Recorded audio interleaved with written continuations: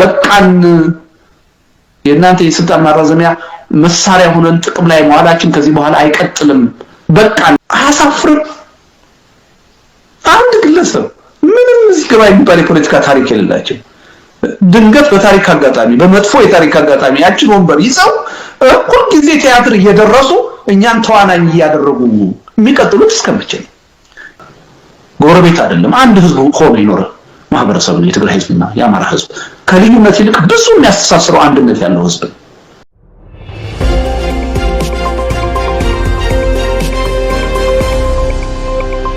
የኢትዮጵያ ህዝብ አሁን የለውጥ ኃይል አይደለም የለውጥ ህዝብ አይደለም ብቁ ህዝብ አይደለም አም ሶሪ ህዝብ አይተችም ይባላል አሳምሬ ነው የምተቸው የኢትዮጵያ ህዝብ ብቁ ቢሆን የሚሰራውን የሚፈልገውን በአግባቡ የተረዳ ተረድቶን ደግሞ ያን ጥቅምና ፍላጎቱን ለማስጠበቅ መክፈል የሚገባውን ዋጋ የሚከፍል የለውጥ ኃይል የሆነ ህዝብ ቢሆን ኖሮ የነዚህ ግለሰቦች መጠቀሚያ ሆኖ እስካሁን ልጆቹን እየገበረ ሊቀጥል አይችልም የኤርትራ ህዝብ የኢትዮጵያ ህዝብ ብቁ ስላልሆነ ዶክተር አብይ አህመድ ለምንም ነገር ታማኝነት የላቸው ለአንድ ጉዳይ ላይ ብቻ ነው ታማኝነታቸው እሱም ለስልጣናቸው ሌላ የፖለቲካ አጀንዳ ሲፈልጉ የሚያነሱትና ሲፈልጉ የሚጥሉት ለስልጣኔ ይጠቅመኛል ወይ ይጎዳኛል ነው ሲያስቡ ይሄን ላለፉት 5-6 አመታት በተግባር በደንብ አይተናል አሁን ሁለቱም ጉዳዮች በደንብ እንዴ ያው ሁሉ ጊዜ ጨዋታውን የሚጫወቱት ዶክተር አብይ በሁለት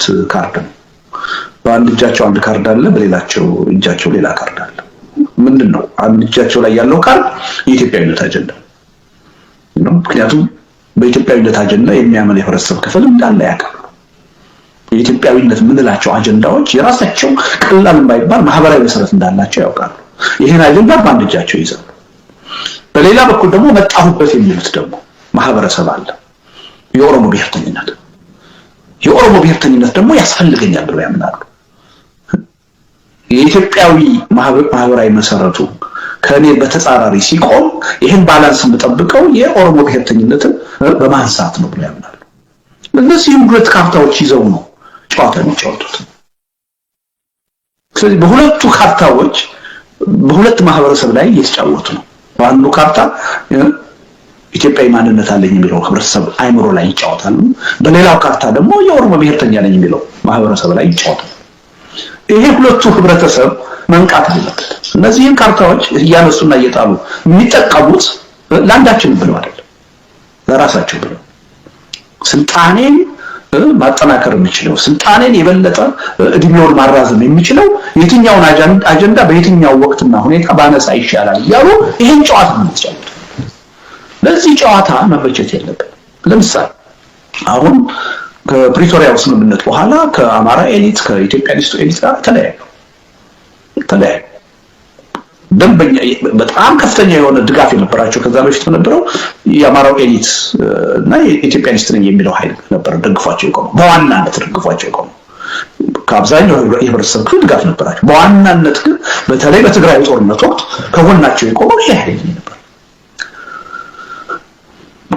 ከፕሪቶሪያው ስምምነት መፈረም በኋላ ጥቅም ያልተከበረም ፍላጎት ያልተሳካም ተክጃለሁ ብሎ ስላመነ ይሄ ኃይል ያሰበበት የማያደርሰው በቅሎ የጋለበ መሆኑን ሲረዳ ከበቅሎ ወረደ ከሰውየው ጋር ተለያየ ያኔ ወዴት ነው ሽፍት ያደረጉት ወዲያው ወደ ኦሮሞ ብሔርተኝነት መሄድ ጀመሩ የነበሩ የኦሮሚያ ባለስልጣናቶችን ሳይቀር ዶክተር አብይ ሰብስበው አንድ ሚስጥራዊ ስብሰባ እንደተካሄደ በዛ ሚስጥራዊ ስብሰባ ብልጽግና ፓርቲ ምን ያህል ከመጀመሪያው እስከ ዛሬ ድረስ ለኦሮሞ ህዝብ ጥቅምና የበላይነት እየሰራ እንደሆነ በእያንዳንዱ ነጥብ ላይ ውይይት እንደተደረገ ተደርጎ ዶክመንት ሊክ አደረገ ተብሎ በተቃዋሚዎቻቸው ሚዲያ ሁሉ እንዲሰራጭ ተደረገ በጣም የሚያሳዝን ነው የሆነ ቲያትር ደርሰው ይልኩልናል ያን ቲያትርኛ እንጫወታለን ይሄን ይሆነ በዛ ሂደት ማስተላለፍ የፈለጉት መልእክት ምንድነው የኦሮሞ ብሔርተኛ የሆነው የህብረተሰብ ክፍል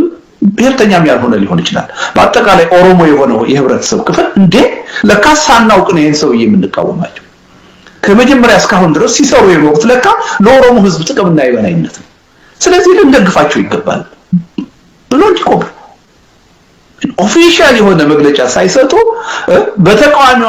በተቃዋሚዎቻቸው መድረክና ልሳን ይሄን መልእክታቸው ለሚፈልጉት ማህበረሰብ አደረሱ።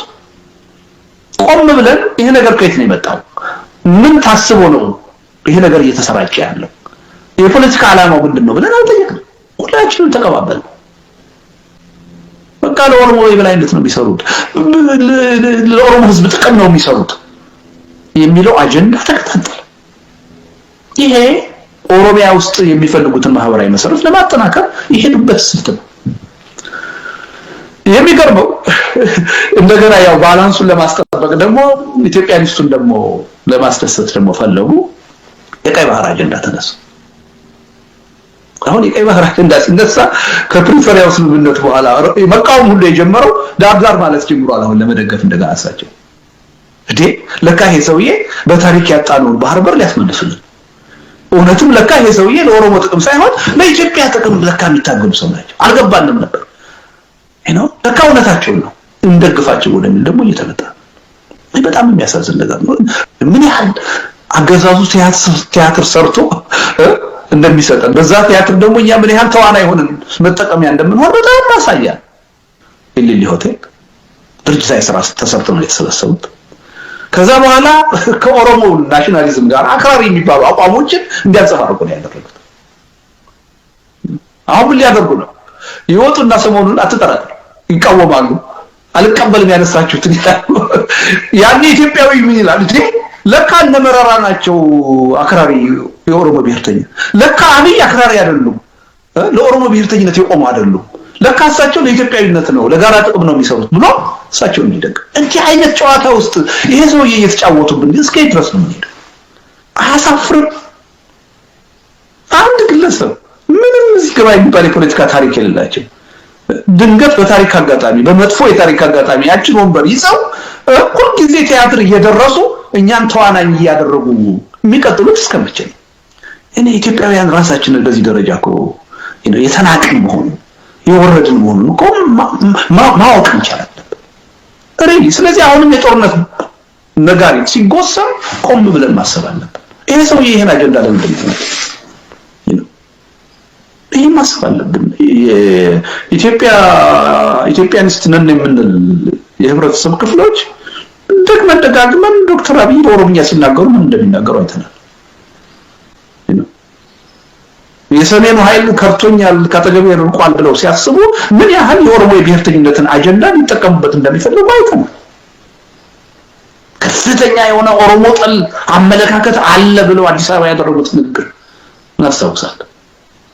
ከአቶ ለማ ጎን ቆመው ቁጭ ብለው የዲሞግራፊ ለውጥ ኢትዮጵያ ውስጥ አዲስ አበባ ውስጥ እንዲመጣ ምን ያህል አምነው እንደሰሩ አይተናል።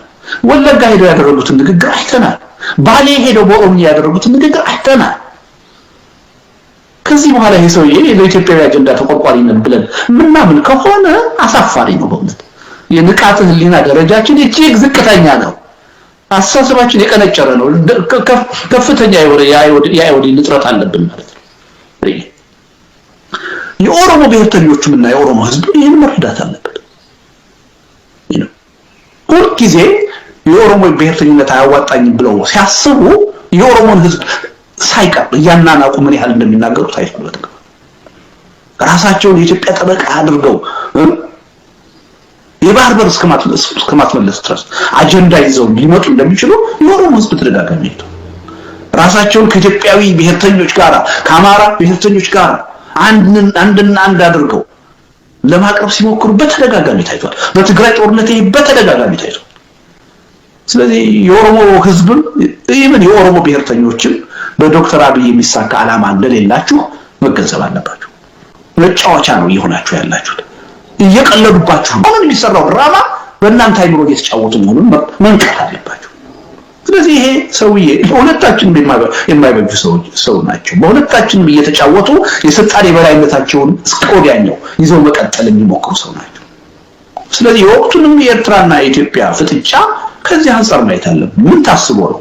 ዓላማው ምንድነው? ይሄ እንደው የታይሚንጉ ጉዳይ፣ አሁን ያለንበት ውስጣዊ ሁኔታ ጉዳይ ይሄ እንደተጠበቀ ሆኖ ሞቲቭ ምንድነው? ለምንድነው ይሄ ካርድ ዛሬ የተመዘዘው? የሚለውን ነገር ቆም ብለን ሰከን ባለ መንገድ ማየት አለብን። ሪሊ የነሱ ቲያትር መጠቀሚያ መሆን የለብንም የሚል እምነት አለ። ይሄ ነው። ሌላው የትግራይ ህዝብና የአማራ ህዝብ ችግር ውስጥ ነው የነበረው በጦርነት ውስጥ ዝም ብለን አይደለም የሁለቱ ህዝቦች ወደ መልካም ግንኙነት መቀየር አለባቸው ግንኙነታችን ነው ያለ ምክንያት አይደለም። ከትግራይ ጦርነት በፊት ቢሆን ኖሮ ይሄን ነገር በተለየ ሁኔታ ማንሳት አስፈላጊ ላይሆን ይችላል።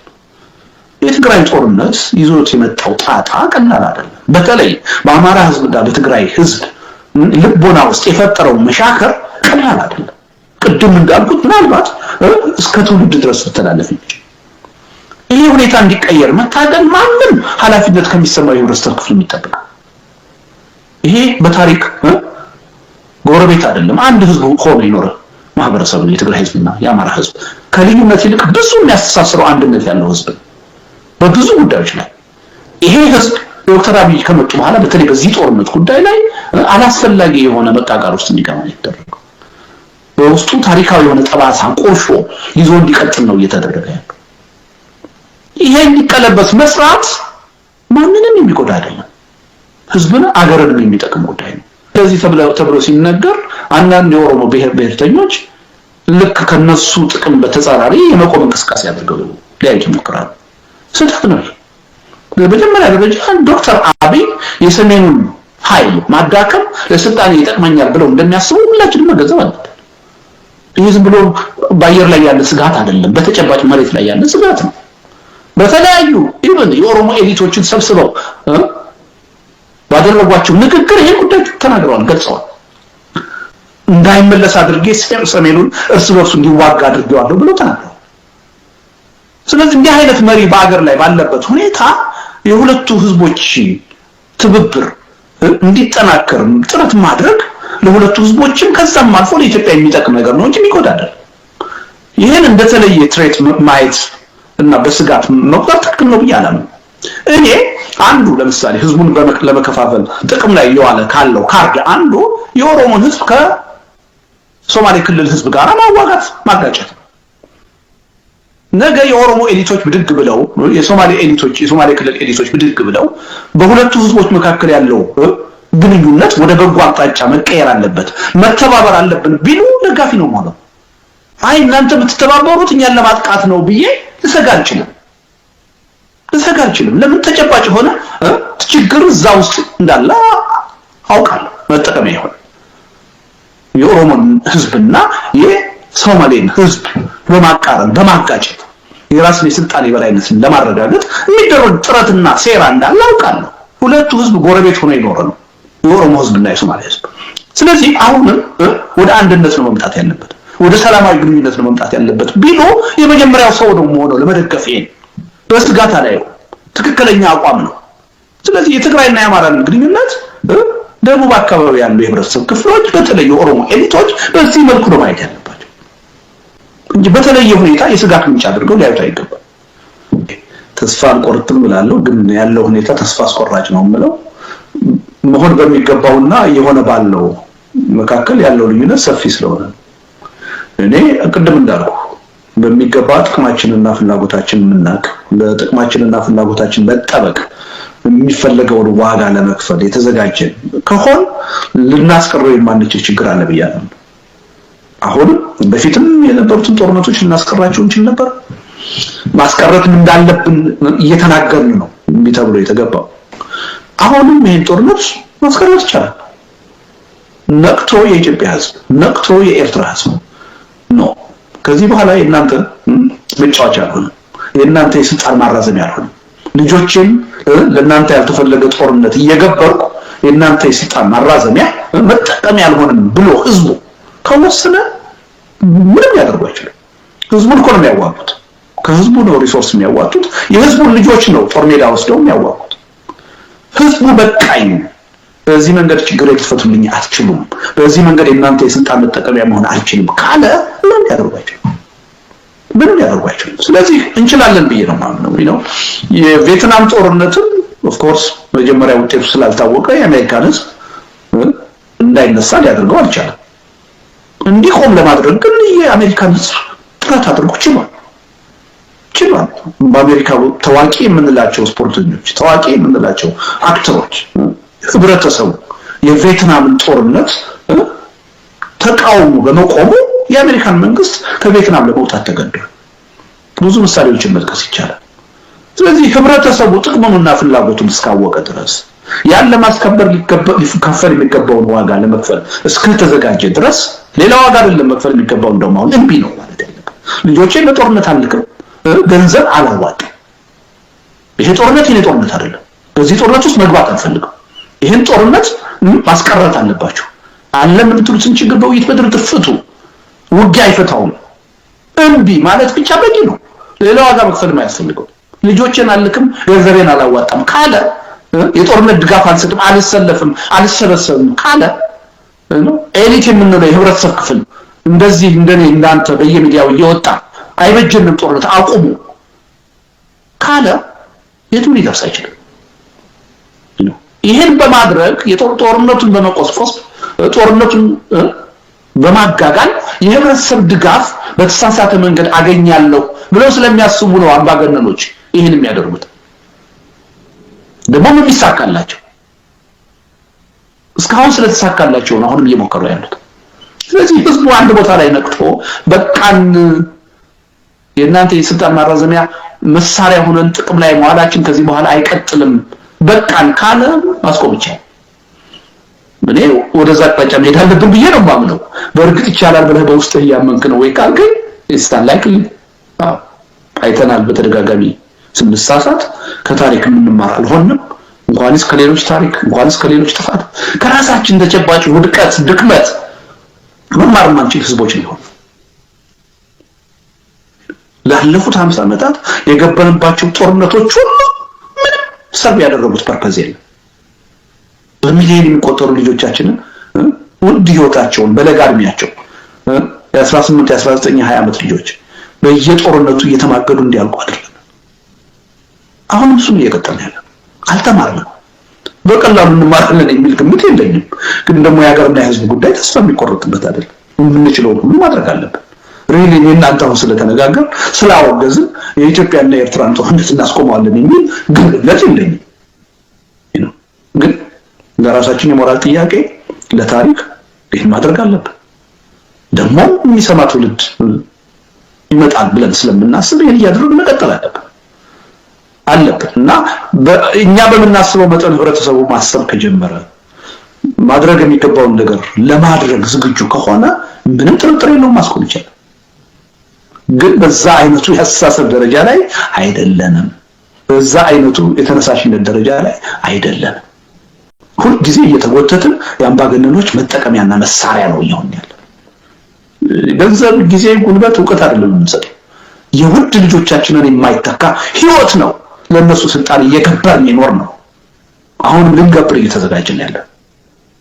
ስለዚህ አንድ ህዝብ ብቁ ህዝብ ነው የሚባለው ጥቅምና ፍላጎቱን በትክክል አውቆ ለእንዲህ አይነት መሰሪ ፖለቲካ መጠቀሚያ መሆን አልችልም ሲል ነው ብቁ ነው የሚባለው አንድ ህዝብ።